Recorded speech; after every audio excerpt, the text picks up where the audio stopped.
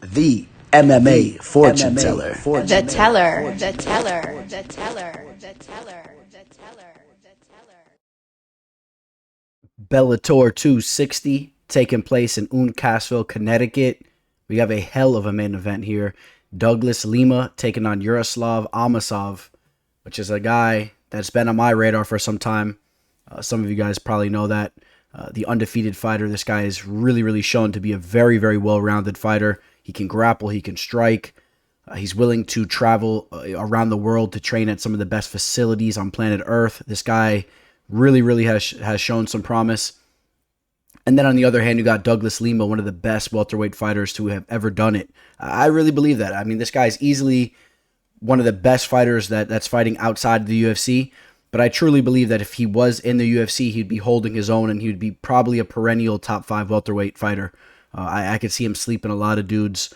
And so, basically when we look at this card, it's really all about this main event, but there's a couple other exciting fights too. But it's a Bellator card, so you guys know how it goes. It's not going to be, a 14 fight stacked card, like we got coming up this Saturday, but with the UFC. But there's some intriguing fights. Paul Daley's taking on Jason Jackson.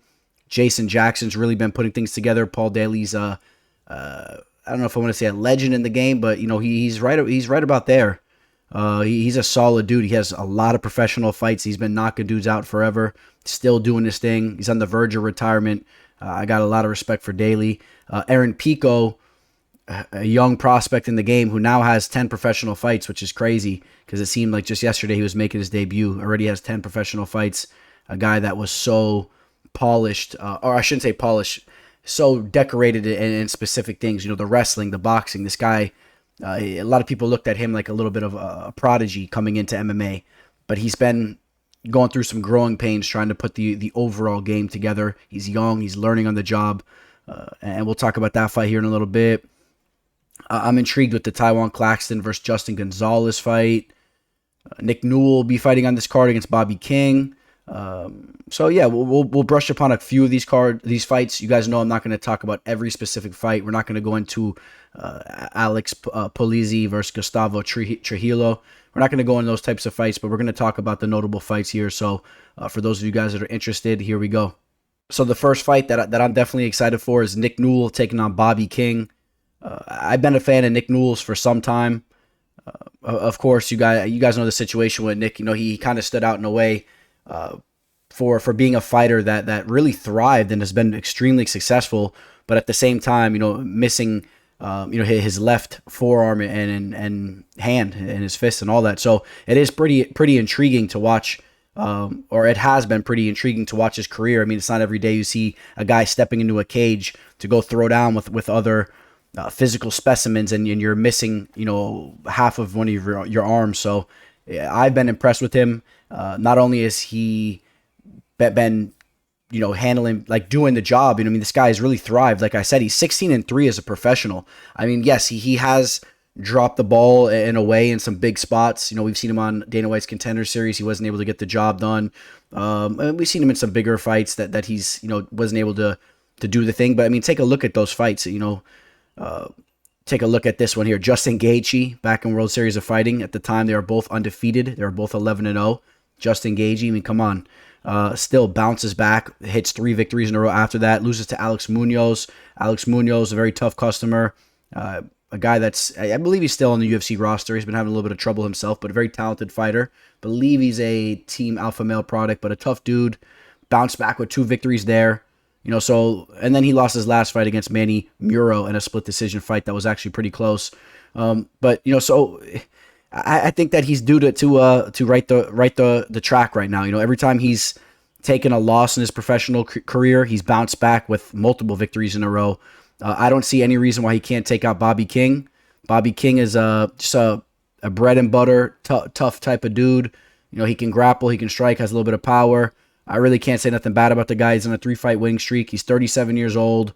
This guy is not looking really, in my opinion, he's not really like looking to get into the UFC and make a run for the title or anything like that. This guy's just hanging around, looking to have some exciting fights.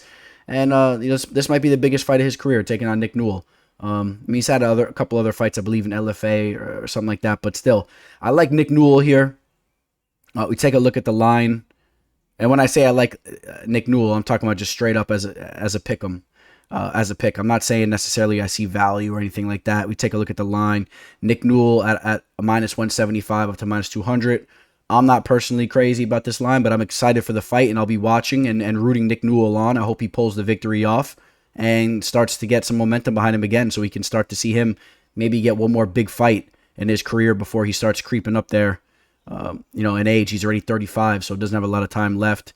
He's going to have a, 2.5-inch reach advantage on one of his arms, and you guys know the deal with the other arm. But again, there's been some guys that have stepped in there against him that have said that it was almost an advantage for him. They couldn't wrist control him. They couldn't defend certain submissions and certain grappling techniques he was using. So it's always interesting watching Nick throw down. And the next fight that I want to talk about, Taiwan Claxton's taking on Justin Gonzalez. Now, Taiwan Claxton, a guy that really, really made a bang in Bellator as he burst on the scene with that flying knee towards the beginning of his Bellator stint, hence the name Air Claxton. But this is a guy, don't get it twisted, even though that he's had some really flashy moments on the feet. This guy, he likes to wrestle. He has a good wrestling background. He likes to control his opponents, work the ground and pound. He's been putting in time with Elevation Fight Team, which is, you guys know, never a bad thing. Elevation Fight Team, it helps with the cardio. You're getting some of the best training on planet Earth. Like, a lot of guys that have been putting in work over there have been thriving. So it's always good to see him over there training with these types of guys. As you see, Gaethje, Sandhagen. Remember this guy? What was his name? Carlton Banks, I think it was. Remember, he was from the Black Zillions back in the Ultimate Fighter days, back in the old season. But again, brushing shoulders with some solid dudes. This guy is definitely a talented fighter. Now his opponent, Justin J. Train Gonzalez. I like this dude. I've been in contact with his management team for quite some time. They've actually reached out to me back in the day, trying to get him on MMA Live Discussion, right around the time he was on Dana White's Contender Series and all that. It just didn't work out. I would love to do it down the line, but they've all been nothing but classy dudes, and I really like everything I've seen from this kid. I've had some brief conversations with him on Instagram as well. He seems like a class act. If you watch any of his fights, his post-fight speeches, he's a well-rounded fighter. I love the ground and pound that he brings into the octagon. If you start shooting on him recklessly, he will stuff those takedowns. He'll get into your guard, and he'll make you pay for it. This guy's no joke here, man. I really don't have a full understanding of why he's not fighting in the UFC, because, he was victorious on Dana White's Contender Series. Of course, I guess Dana wasn't impressed enough to offer him the contract. He gets another victory after that, finishes a guy there. After the decision victory over Zach Zane, finishes Jake Childers, and that was a nice knockout there in the 4th round over an LFA. So it seems like Bellator got their hands on him. Not exactly sure what's up, but this guy's a lot of potential, and I'm gonna pick him to win this fight. I think this is a close fight here, but I like Gonzalez. Right now he is, it's pretty much a pick 'em anyway. But Gonzalez is a slight dog, -105 to Claxton's 125. Both these guys very well rounded. They can hold their own in the feet. They can both do some damage in their opponent's guards. So I like that. We've seen Taiwan Claxton get submitted, right, by Emmanuel Sanchez sitting in his guard. So be careful. Maybe Gonzalez pulls up a sub on him. I'm not sure about that, but, keep an eye on that as well. Claxton with the 2.5-inch reach advantage, 2-inch height disadvantage. Both these guys creeping up to the primes of their career. They got their stuff going right now. Taiwan Claxton, though, 28 years old, only 8 professional fights. Even Gonzalez, 11 fights. Yeah, these guys need to get a little bit more experience. They will grow as fighters for sure, but they're both hitting each other at an even point in their career, so this will be a good one. These guys are very talented. I'm gonna edge Gonzalez, and good luck to Justin Gonzalez and his team. Keep an eye on this guy here, Levon Chokili, the Georgian fighter, 9-0. He's been finishing dudes left and right. Just put a little asterisk next to him. Let's see what we can see from him this weekend or this Friday. Not exactly sure why they do this. They got Vanessa Porto and Elar Joanne on the main card. DeMarcus Jackson versus Mark Lemminger in the main card over the Gonzalez-Claxton fight. Even the Georgian Levon fighter who's been finishing dudes. I'd love to see him on the main card. Maybe, put the spotlight on him. Or, of course, the Nick Newell fight. So not exactly sure what Bellator's doing there, but I'm going to scroll up to the Aaron Pico versus Aiden Lee fight. You guys know the deal with Aaron Pico. This guy comes in to absolutely devastate you. He goes in there to put you to sleep.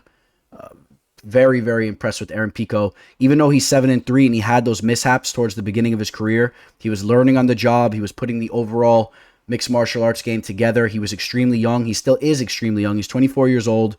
He has nasty boxing.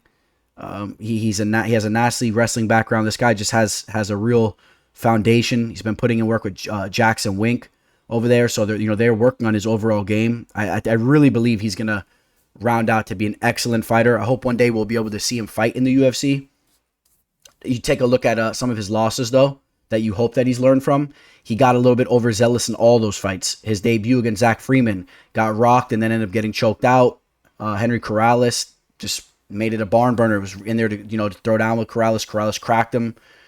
Borges too. Borges hurt him. The same thing. He's willing to engage. He was making those mistakes in the beginning of his career where he was willing to do a tit for a tat. And sometimes, you make the fight almost a 50-50 in that situation. So if he slows things down, he's way more talented than a lot of these guys. You had to love that last fight against John De Jesus. That was a nasty, nasty finish. See if I can pull it up for you guys.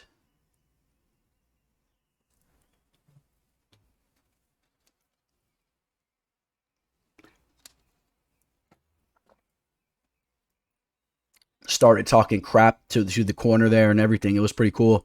You like to see that fire under Pico's butt because this guy has all the potential in the world, man. You want to see him motivated, but again, you want him to stay a little bit grounded in there.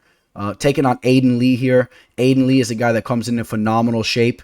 This guy has some nasty jiu-jitsu skills. I like what I've seen from him on the mat. Shows to have a lot of promise down there, man. This guy can cause problems for people. If you play around his guard, he could sub you, or if he gets on top of you too, he can make you pay. His striking, I'm not extremely impressed with his striking. I think that he could run into some problems for sure against Pico. Pico throws heavy power. I could foresee Pico finishing him, and I could foresee him finishing a lot of people. So don't be surprised if Pico goes out there, steamrolls him. I think Pico will be well more strong in the clinch and in the wrestling exchanges. Just again, needs to be careful. Needs to not get clipped with a shot that puts him on Queer Street where Aiden Lee can try to capitalize, wrap up a neck or wrap up some type of ligament. Other than that, though, this is a nice little fight for Pico to show that his career is progressing, because Aiden Lee is not a joke. This guy has shown some things. So, but for sure, we're on Aaron Pico here. And Aaron Pico, you know the deal with his lines. He's a minus 500. The line's always very, very, very steep with him. So that's what that is there. And Aiden Lee will have a 4.5 reach advantage, but I don't really care about that too much. Pico will close the distance. Just has to be careful not getting caught with something coming in. All right, the co-main event. I like this one here. Paul Daley taking on Jason Jackson. Paul Daley was coming off a fight that was crazy. If you guys remember the fight against the Sleek Sheik, Sabah Hamasi. Sabah actually hurt Paul in the first round, and then Paul settled down and handled business there and got his own finish. Paul did admit that he kind of took that fight a little lightly in the first round, and you saw that it ended up biting him in the butt there. He definitely could have been finished. He was hurt.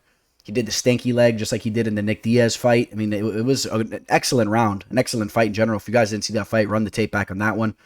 Paul Daley has been flirting with retirement. If you guys follow his Instagram stories and live videos, he's talked about, almost closing the door. He's 38 years old, still has nasty power and can strike with anybody. Jason Jackson, 14-4. Jason Jackson is a guy, he was on The Ultimate Fighter, Black Zillions versus American Top Team as well. It's funny, we just talked about that a minute ago. But this Jason Jackson's a guy, he has really, really made some strides with his striking, working with Henry Hooft and whoever else he's working with now. Oh, who's this right here? Take a look at this. Is that who I think it is? Well, you see Henry Hooft is tagged here, but that looks like the one and only Raymond Daniels, one of the most talented strikers in the game of MMA right now. So you see the work he's getting in as far as the striking goes. he's been putting a clinic on everybody as of recently. You take a look at the Neiman Gracie fight, he handled business. Benson Henderson styled on him. Jordan Mean absolutely butchered Jordan Mean. Mean had nothing for him. And, on a 4-fight win streak, his last loss was Ed Ruth via split decision. You guys know Ed Ruth, the Penn State wrestler, was working the grappling there. Paul Daley is not going to look to grapple. This is going to be a striking affair. I got to edge Jason Jackson. He's younger. He's more in his prime. He's going to have a 1.5 reach advantage. He's going to have a 3-inch height advantage or so. And, he's a little bit more he's a little bit longer in there. Maybe he could work some kicks as well. The leg kicks have been looking nice from him. It's tough to pick against my boy Paul Daley because for those of you guys that remember, I had an official play on him in that last fight against Hamasi, and I've had some official plays on him throughout his career. He's came through in an amazing fashion a lot of the times. How about you guys remember this knockout? Let me run this back real quick. Let's take a brief look through Paul Daley's career because he won't be around long, so I might not get another chance to do this. 3 victories in a row: Saad Awad, Eric Silva. The Michael Page fight was a snooze fest. They were just grappling it up. John Fitch was holding him down the entire fight. Knocked out Lorenz Larkin. Really rose to the occasion there. Brennan Ward. That's the fight I want to talk about. Remember the Brennan Ward flying knee? Oh, that was nasty. And again, look at his losses. All two top-level guys. John Fitch, Rory McDonald, Douglas Lima, Michael Page. Those are big names there. Alexander Yaroslav kind of grappled him up. That was when a little bit after he got released from the UFC. Actually, it was a while after, huh? Yeah, he had a lot of fights. It's crazy to think, but he had all these no-name fighters. Well, excuse me, I had a fight with Jorge Masvidal. That's right. Oh, excuse me. I'm sorry about that, boys. Yeah. He was in Strikeforce for a bit. Had some fights with some no-name guys in Bama, but still intertwined some of those big fights where he fought Nick Diaz, Woodley. Then this is where I was talking about. Yeah, he's fighting the guys like Rudy Bears, Patrick Vili, Rodrigo Ribeiro. And then that's when he lost to Yaroslav. He was just stringing off these victories against no-names here for a while. And then everybody was surprised when he lost to Yaroslav, who's now fights in the UFC. I got to go with Jason Jackson. Like I said, he has the youth. I think this will be a striking affair. Paul Daley looked a little slow in that first round. You better not pull up slow in this fight because Jason Jackson will take him out if he makes any mistakes in there. Jason Jackson throws heat. Now the main event, Douglas Lima taking on Yaroslav Amosov. I told you guys this is the fight that I'm extremely, extremely excited for this entire weekend. This is one of the bigger fights for the entire weekend. UFC, Bellator, any of that. This guy, Yaroslav Amosov, if you're not familiar with him, 25-0, and has really been putting some big names under his resume. Out-grappled Ed Ruth. We talked about Ed Ruth earlier, Penn State wrestler. He got takedowns against Ed Ruth. Took out Mark Lemminger. Just talked about him earlier. He's on this fight card. Logan Storley. This was a big, big fight. Logan Storley, a guy we've had on the show. Logan Storley is one of the more decorated wrestlers to ever come into MMA. He's a stud. Training over at Sanford, that's a guy, that was his first loss, and that's a guy you're going to hear a lot more from. So those are big wins there. And now Douglas Lima, he's a well-rounded fighter, knockout power. He could do it all. Jiu-jitsu, but he's in there really to shut your lights out. I'm going to give the slight edge to Amosov as far as the wrestling. I think, Amosov has shown some flashes. I wouldn't be shocked maybe if he sneaks in a couple takedowns. We've seen Douglas taken down here or there. But fighting against some tough dudes. Had the loss to Rory, ended up redeeming that, right? Not too long ago. He took him out there. Took out Michael Page with that nasty, nasty finish there, where he uppercutted him off the ground as he was coming up. The submission victory over Andrei Koreshkov, very impressive. The loss to Gegard Mousasi in his last fight. He was going up in weight. Gegard's a bigger dude, so don't put him under the magnifying glass too much. These guys are pretty much going to be very similar in size. Douglas Lima will be 2 inches taller, only a half-inch reach disadvantage for Lima there. This is top-level talent in the welterweight division as far as mixed martial art goes, period. Okay? I'm telling you guys right now. So if Yaroslav can take out Lima, now we're really talking about Yaroslav being one of the best fighters outside the UFC, or for both these guys. We could already say that about Lima, but Yaroslav will start to make a name for himself now, and I like that a little bit more so because he's younger, and I love seeing those those top dudes trying to work their way into the UFC. Hopefully he doesn't get caught up in the Bellator scene too long. Personally, that's how I feel about it. I don't know how you guys feel about that. I don't want to see him get stuck in like a Chandler situation for years. It's kind of funny, this is my childhood beach over here. I think I saw him hanging out, or yeah, this is like my childhood beach back in the day over here, Deerfield Beach. But it's changed a lot since I was a kid. But it's funny just seeing him sit where I used to be sitting as a little rugrat over there with the family. This guy's putting in work with the American Top Team. That's no joke now. That's what I'm talking about. This guy's willing to travel across the world to train with the best of them. We talked about Movsar Evloev, who's fighting this weekend. Another guy that was so talented that came from that part of the world over here. It really, really is a big deal when these guys do that. So you see some very talented guys. Mike Brown, one of the best coaches in MMA. Awesome dude. I'm gonna pick Yaroslav Amosov. Now he's a plus 110. You could have grabbed him if you were early with it. You definitely could have got him. I saw it at plus 140. And that's what you wanted to be on. Some of these books aren't showing it, but he was plus 140. If you were on top of this line and you grabbed it early, you could see him as high as plus 170 on Bet Online. Okay? It's plus 140. I think Yaroslav is younger. Maybe creeping in more to the prime of his career, has shown that he can wrestle, he can grapple, he could strike. I like this guy a lot, and I'm taking him to take out Douglas Lima, which will be his biggest victory in his career if he could pull it off. So don't miss that fight. Amosov is the real deal. I hope this show here gave you guys a little bit of background for this card. Makes it a little bit more exciting. Taking place Friday night. It's going to be on Showtime. Keep an eye on that. It's going to be on Showtime. It's for the welterweight championship of the world. We got a hell of a fight weekend here. I'm excited for it. The Ultimate Fighter Season 29, Episode 2 recap will be coming to you guys very, very shortly. It'll be to you guys throughout the day. And what else? That's about it, boys. Please like this video, boys and girls. Shout out to all you guys watching. Please like this video, subscribe. If you guys are interested in my plays, reach out to me. All my information is down below. If you're interested in my pricing, appreciate you, boys and girls. Signing out. The Teller. The MMA fortune teller. The teller.